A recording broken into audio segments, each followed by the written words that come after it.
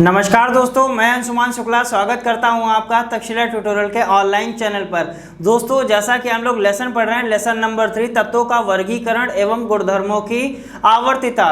दोस्तों, इसमें हमने आपके पिछले लेक्चर कवर कर दिया। दोस्तों, आज का हमारा लेक्चर है लेक्चर नंबर 3.6 जो हमने यहाँ पर मेंशन किया हुआ है। दोस्तों, लेसन इंपॉर्टेंट है, कई सारी चीज़ें हम सीख चुके हैं और दोस्तों उसी क्रम में हम आगे बढ़ेंगे और आज हम देखेंगे कुछ इंपॉर्टेंट नोट और कुछ और नए टॉपिक्स। दोस्तों, जैसा कि हमने इंपॉर्टेंट नोट लिख लिया है, इनको कुछ पॉइंट्स में हमने डिस्क्राइब किया हुआ है यहाँ पर और इन पॉइंट्स का फुल एक्सप्लेनेशन आपको हैंड रिटन नोट्स में मिल जाएगा। जो दोस्तों हैंड रिटन नोट्स आपको कहाँ मिलते हैं, जैसा सभी को पता है, वो हैंड रिटन नोट्स आपको डिस्क्रिप्शन बॉक्स में नीचे लिंक दिया हुआ है। लिंक पर जाएंगे, क्लिक करेंगे, पीडीएफ को डाउनलोड करेंगे और नोट्स को भी पढ़ेंगे। दोस्तों, उम्मीद करते हैं नोट्स आप रेगुलर पढ़ते होंगे और आप रेगुलर नोट्स भी पढ़िए ताकि आपकी तैयारी और भी बेहतर हो सकेगी। दोस्तों, कुछ पॉइंट्स लिखे हुए हैं, इन पॉइंट्स को पढ़ेंगे और समझने की कोशिश करते हैं।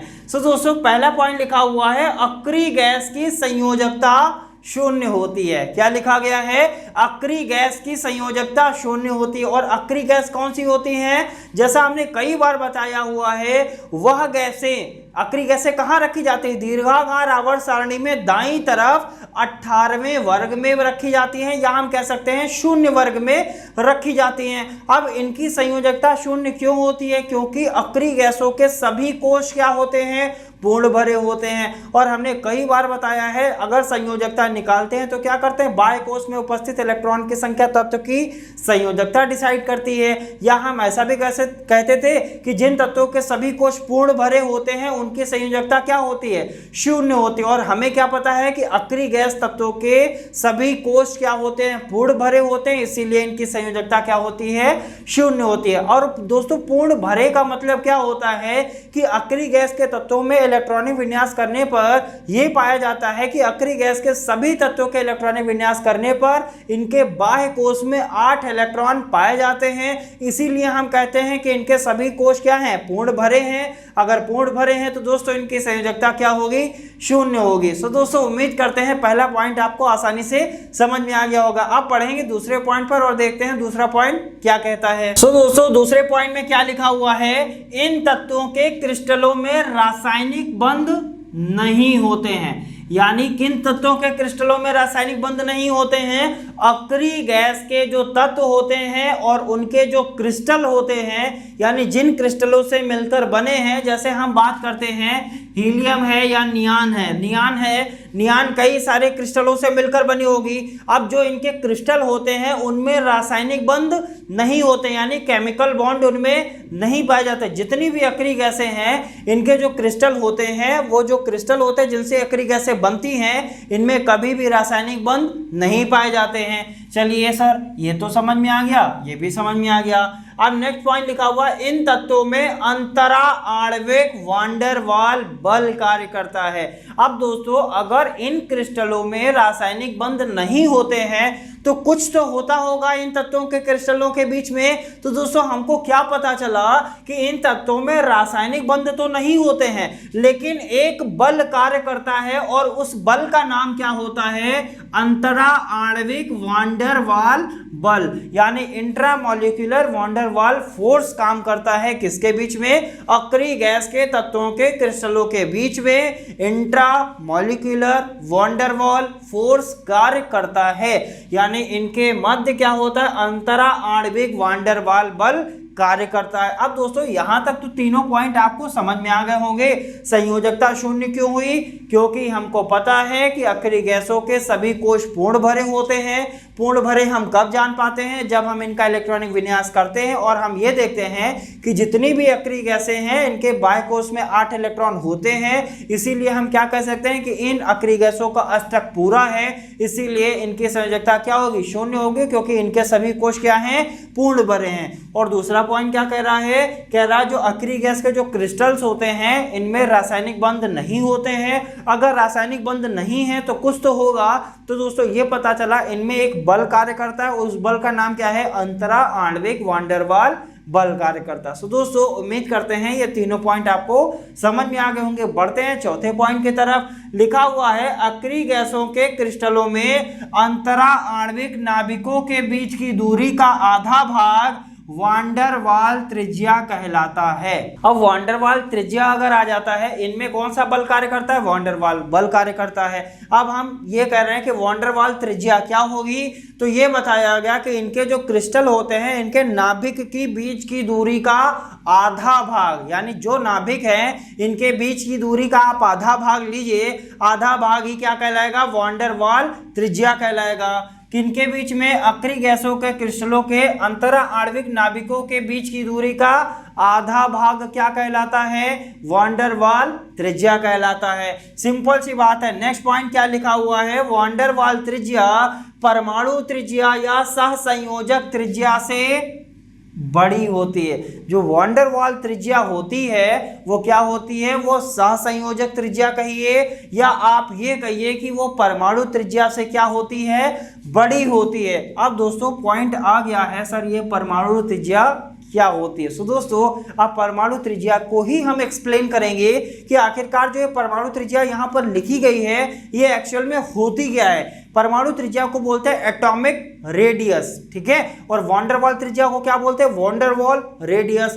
परमाणु त्रिज्या बड़ी होती है कि वांडर वाल त्रिज्या बड़ी होती है? तो आंसर क्या मिलेगा सर? वांडर वाल त्रिज्या जो होती है वो बड़ी होती है, जबकि परमाणु त्रिज्या क्या होती है? वांडर वाल त्रिज्या से छोटी होती है। सो दोस्तों सिंपल से टॉपिक्स थे, सिंपल से पॉइंट्स थे, ये आपको आसानी से समझ में आ गए होंगे। दोस्तों इन पॉइंट्स को ध्यान रखिएगा, ये पॉइंट आपके लिए बहुत ही ज्यादा इंपॉर्टेंट है। सो दोस्तों अब बात करते हैं परमाणु त्रिज्या के लिए। आइए दोस्तों बनाते हैं हेडिंग और लिखते हैं परमाणु त्रिज्या की डेफिनेशन, फिर उसको क्या करते हैं? समझने की कोशिश करते हैं। तो दोस्तों बात करते हैं कि परमाणु त्रिज्या आखिरकार क्या होती है। अब हम इसमें यह भी बात करेंगे कि परमाणु त्रिज्या कब बढ़ती है, कब घटती है, ये भी सारी बातें दोस्तों हम करेंगे। तो दोस्तों पहले हम ये देखते हैं कि परमाणु त्रिज्या की डेफिनेशन क्या होती है। लिखा हुआ है कि किसी परमाणु के नाभिक से बाह्य कोश में उपस्थित इलेक्ट्रॉन के बीच की दूरी परमाणु त्रिज्या कहलाती है। पहली डेफिनेशन। या दूसरी डेफिनेशन क्या है? किन्हीं दो समनाभिकों, कैसे नाभिक होने चाहिए? सम होने चाहिए, यानी समान होने चाहिए, के बीच की दूरी का कितना भाग? आधा भाग क्या कहलाता है? परमाणु त्रिज्या कहलाता है। ये तो दोस्तों ये हो गया सर, आपने तो इसको केवल पढ़ दिया है लेकिन अभी इसको समझाया नहीं है। चलिए हम इसको समझाते भी हैं, टेंशन लेने की जरूरत नहीं है। सारा काम क्या करना है?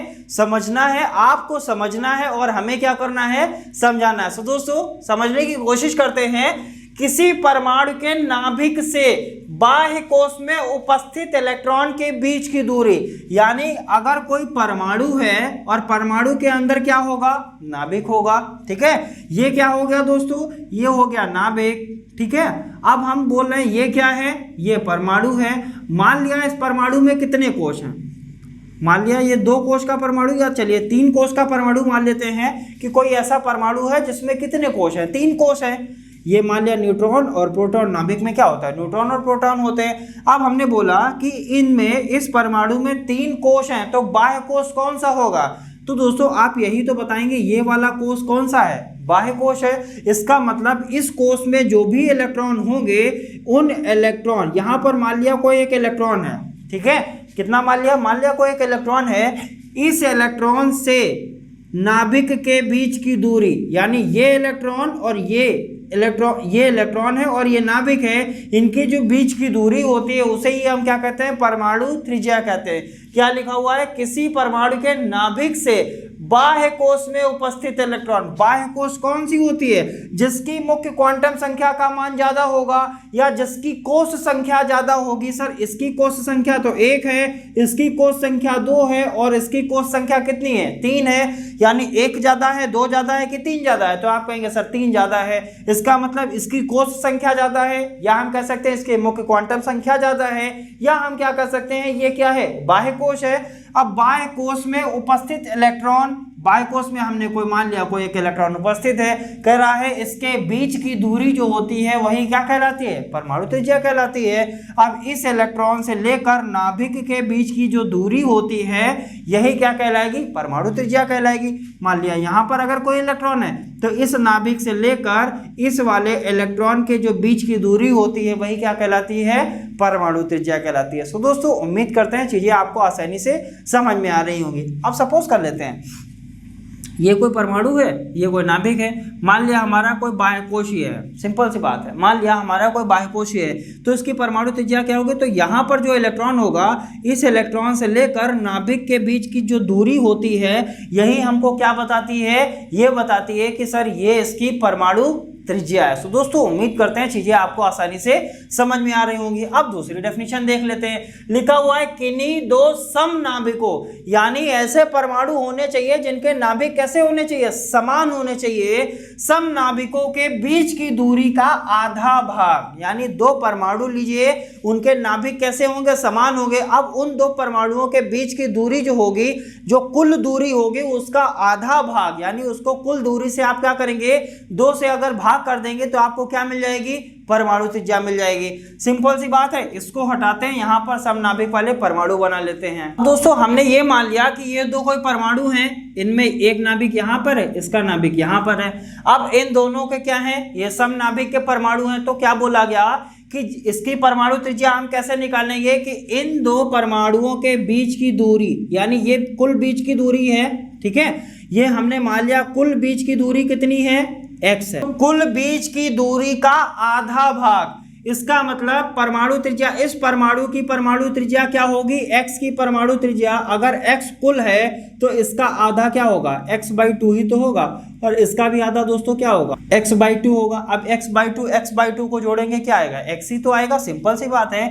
इसकी कुल दूरी का आधा भाग, यानी हम क्या लिख सकते हैं, परमाणु त्रिज्या बराबर फॉर्मूला क्या बना, परमाणु त्रिज्या बराबर नाभिकों के बीच की दूरी, नाभिकों के बीच की दूरी बटे 2, यही तो होगा।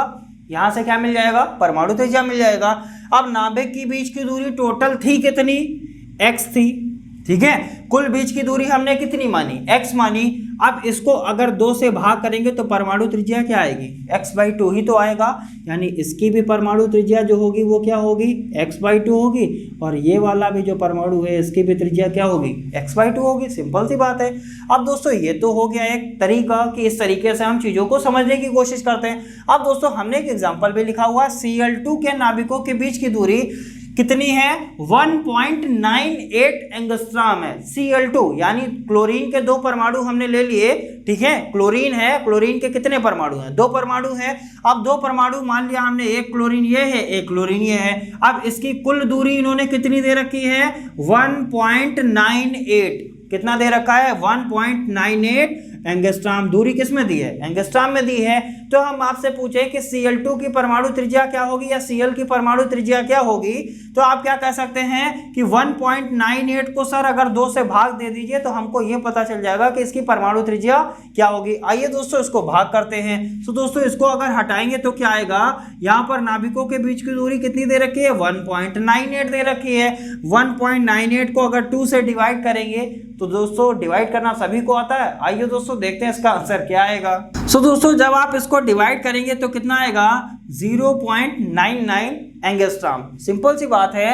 अब परमाणु त्रिज्या क्या आ गई, 0.99 एंगस्ट्रॉम। कब आई, जब हमने ये देखा कि इसका कुल दूरी इतना था, अब कुल दूरी को हमने क्या किया, 2 से भाग कर दिया।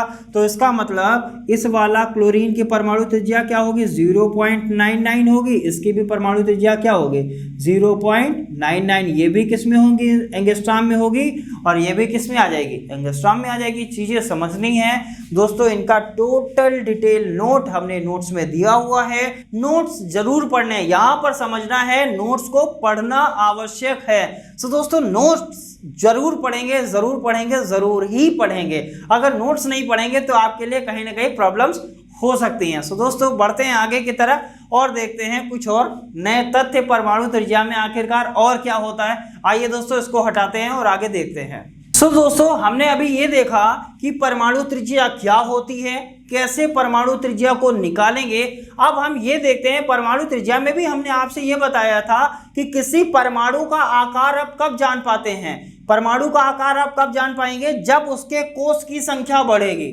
किसी भी परमाणु के अगर कोष की संख्या बढ़ रही है तो इसका मतलब उसके परमाणु का आकार बढ़ रहा है। और कोष की संख्या कब बढ़ेगी, जब मुख्य क्वांटम संख्या बढ़ेगी।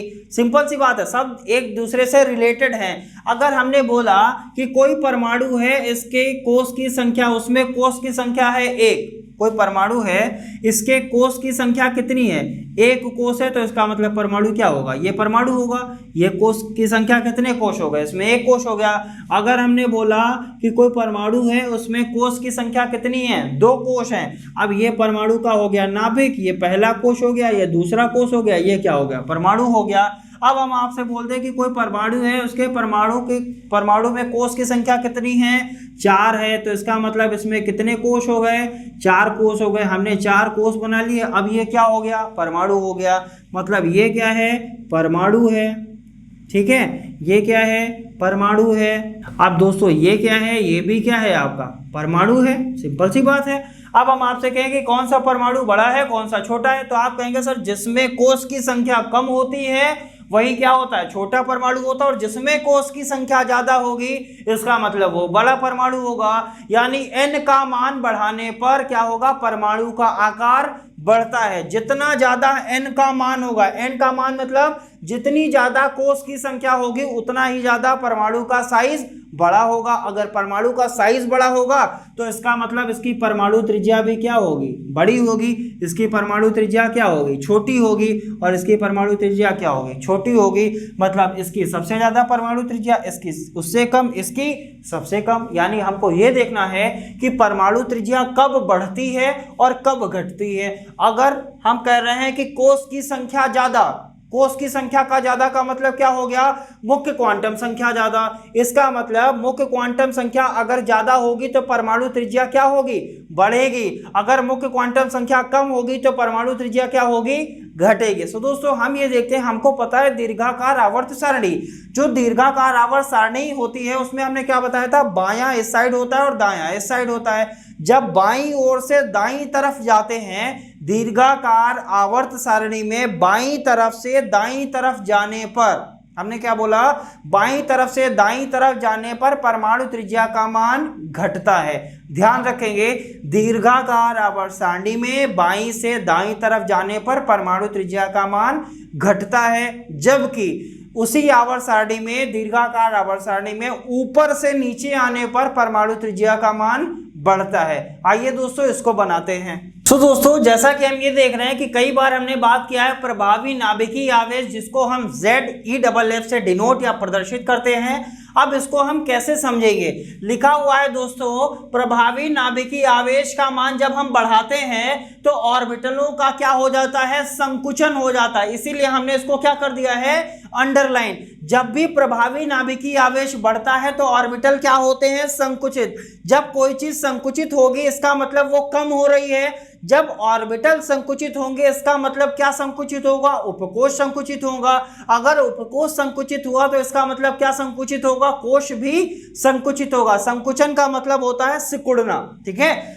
अब जब प्रभावी नाभिकीय आवेश का मान बढ़ता है तो ऑर्बिटल क्या हो जाते हैं, संकुचित। जब वो संकुचित होंगे तो इसका मतलब वहां पर क्या होगा, परमाणु त्रिज्या कम हो जाएगी। क्यों ऑर्बिटल संकुचित होते हैं, लिखा हुआ है क्योंकि किसी परमाणु के बाह्य कोष में उपस्थित जो इलेक्ट्रॉन होता है उस पर भीतर कोष के इलेक्ट्रॉन नाभिक द्वारा लगाए गए आकर्षण बल को कम कर देते हैं। जो बाह्य कोष में जो इलेक्ट्रॉन उपस्थित होते हैं उन पर क्या करते हैं, भीतरी कोष के जो इलेक्ट्रॉन होते हैं वो जो नाभिक जो आकर्षण बल लगाता है इन इलेक्ट्रॉन्स पर, उसको क्या कर देते हैं, कम कर देते हैं। नाभिक में क्या होते हैं, प्रोटॉन होते हैं और न्यूट्रॉन होते हैं। न्यूट्रॉन तो उदासीन होता है, प्रोटॉन कैसा होता है, पॉजिटिव होता है।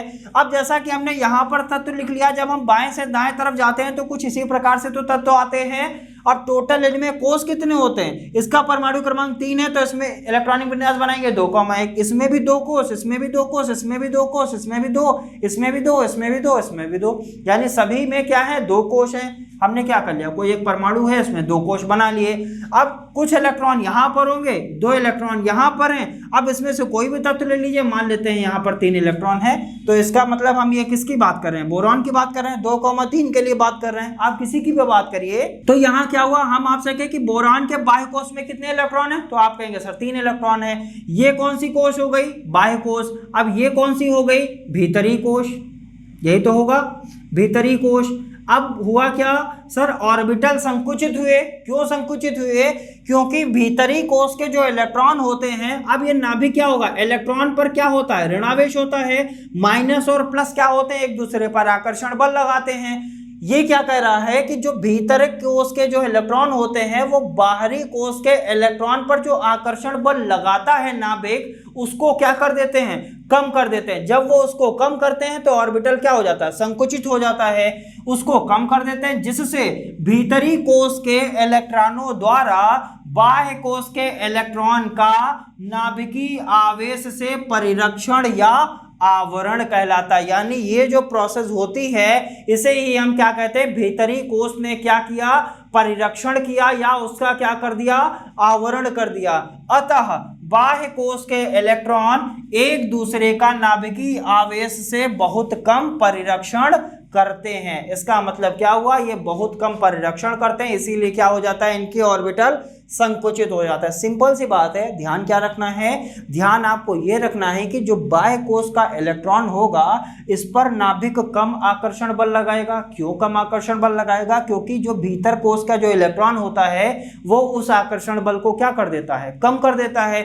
जब इस आकर्षण बल को कम करेगा तो इस पर भी नाभिकी क्या है, नाभिक क्या करेगा, आकर्षण बल कम लगाएगा। जब आकर्षण बल कम लगाएगा तो क्या होगा, जिससे भीतरी कोष के जो इलेक्ट्रॉन होते हैं ये बाह्य कोष के इलेक्ट्रॉन का नाभिकीय आवेश से परिरक्षण या आवरण कहलाता है। जो प्रोसेस होगी ये क्या कहलाएगी, नाभिकीय आवेश का परिरक्षण कहलाएगा या आवरण कहलाएगा। चूंकि क्या होगा, जो बाहर कोष के जो इलेक्ट्रॉन होते हैं वो एक दूसरे से बहुत कम परिरक्षण या आवरण करते हैं। सो दोस्तों इसी के चक्कर में क्या होता है कि जब हम बाएं से दाएं तरफ जाते हैं तो परमाणु त्रिज्या क्या हो जाती है, कम हो जाती है। क्यों कम हो जाती है, क्योंकि वहां पर क्या होता है, ऑर्बिटलों का संकुचन होता है। सो दोस्तों उम्मीद करते हैं ये पॉइंट आपको समझ में आया होगा। अब पढ़ते हैं अगले पॉइंट की तरफ। आइए दोस्तों हमारा देखते हैं अगला टॉपिक। दोस्तों जैसा कि हमारा अगला टॉपिक क्या है, आयनन ऊर्जा या आयनन विभव।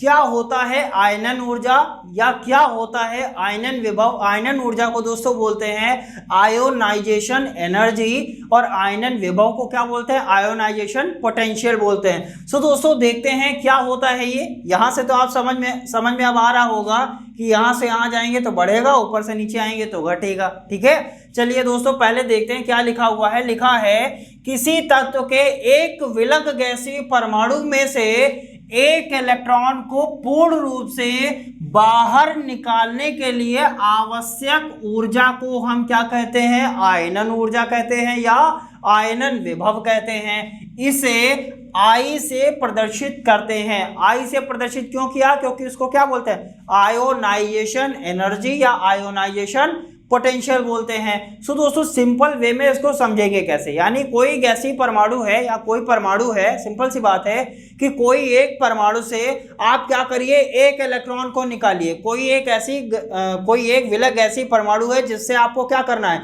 इलेक्ट्रॉन को बाहर निकालना है। जब आप किसी परमाणु से इलेक्ट्रॉन को बाहर निकालेंगे तो आपको कुछ ऊर्जा की आवश्यकता होगी। जितनी ऊर्जा की आवश्यकता होगी वही ऊर्जा क्या कहलाएगी, आयनन ऊर्जा कहलाती है या आयनन विभव कहलाती है। सो दोस्तों वही लिखा हुआ है कि किसी तत्व के एक विलग गैसीय परमाणु में से एक इलेक्ट्रॉन को पूर्ण रूप से बाहर निकालने के लिए, किसी इलेक्ट्रॉन को आपको पूर्ण रूप से बाहर निकालना है तो उसके लिए आवश्यक ऊर्जा को आयनन ऊर्जा या आयनन विभव कहते हैं। इसे आई से प्रदर्शित करते हैं। सो दोस्तों यहां तक तो समझ में आ गया। आयनन ऊर्जा का मतलब होता है इलेक्ट्रॉन का निकालना। जब निकालेंगे तो आपको ऊर्जा की आवश्यकता पड़ेगी।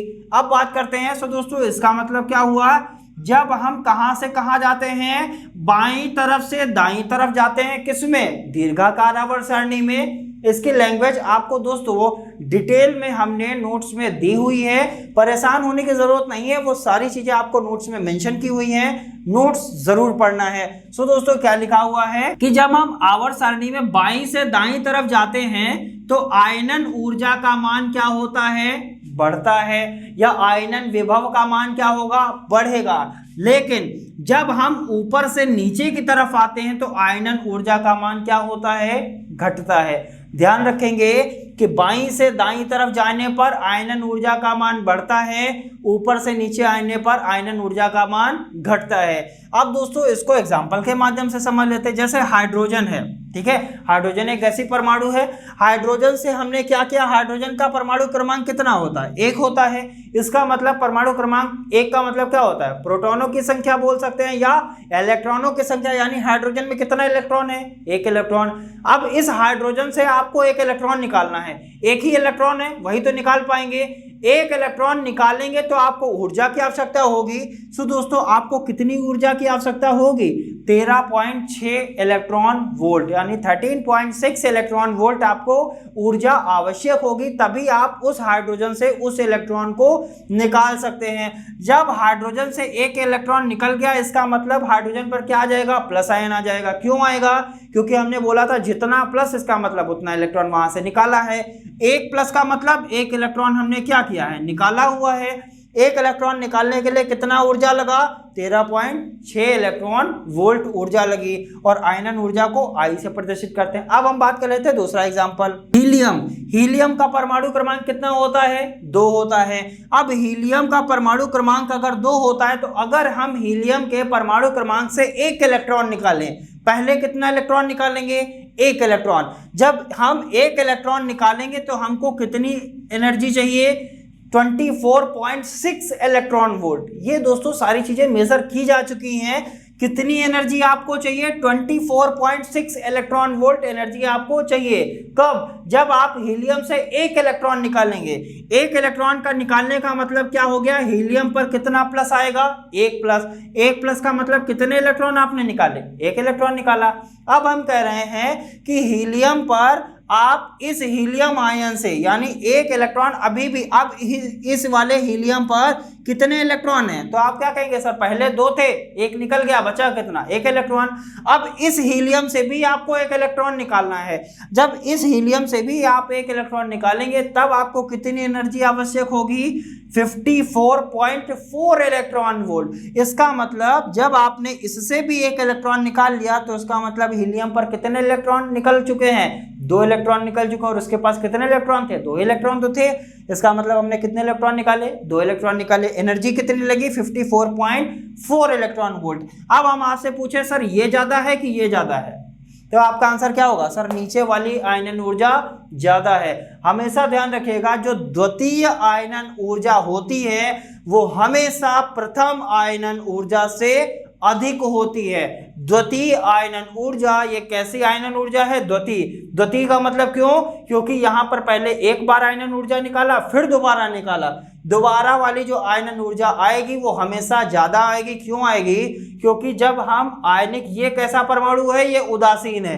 उदासीन का मतलब अभी इस पर कोई चार्ज नहीं है, लेकिन जब हम किसी आवेशित गैसीय परमाणु से इलेक्ट्रॉन निकालते हैं तो हमको ज्यादा ऊर्जा आवश्यक होती है। आवेशित क्यों हो गया, क्योंकि इस पर कैसा आवेश आ गया, धनावेश आ गया। यहां पर कोई भी आवेश नहीं था। अगर कोई आवेश नहीं था तो हमको नॉर्मल एनर्जी चाहिए थी, कितनी चाहिए थी, 24.6 इलेक्ट्रॉन वोल्ट चाहिए थी। अब इस पर क्या हो गया, इससे अगर हमको इलेक्ट्रॉन निकालना हो तो इस पर क्या आ गया, आवेश हो गया। जब कोई आवेशित गैसीय परमाणु होता है तो उससे अगर आप इलेक्ट्रॉन निकालते हैं तो आपको ज़्यादा एनर्जी की आवश्यकता होती है। तो दोस्तों आपको कितनी एनर्जी की आवश्यकता होगी? 54.4 इलेक्ट्रॉन वोल्ट एनर्जी की आवश्यकता होगी। सो दोस्तों क्वेश्चन बनते कहाँ से? क्वेश्चन यहाँ से बनेंगे। कई सारे तत्व दे दिए जाएंगे, आपसे ये पूछा जाएगा निम्न से बताइए कि किसकी आयनन ऊर्जा कम होगी, किसकी आयनन ऊर्जा ज्यादा होगी, या हो सकता है यहाँ से छोटे मोटे क्वेश्चन बना दिए जाए। सिंपल से एग्जांपल्स हैं, यही सिलेबस में है, इनको ध्यान रखना है और दोस्तों अपनी पढ़ाई करते रहना। सो दोस्तों उम्मीद करते हैं आयनन ऊर्जा क्या होती है, कैसे हम ये डिसाइड करेंगे कि बाएं से दाएं तरफ जाएगी तो बढ़ेगी, ऊपर से नीचे आएंगे तो घटेगी। सो दोस्तों उम्मीद करते हैं सारे पॉइंट आपको आसानी से समझ में आ गए होंगे। मिलेंगे नेक्स्ट लेक्चर में कुछ और नए टॉपिक के साथ। धन्यवाद।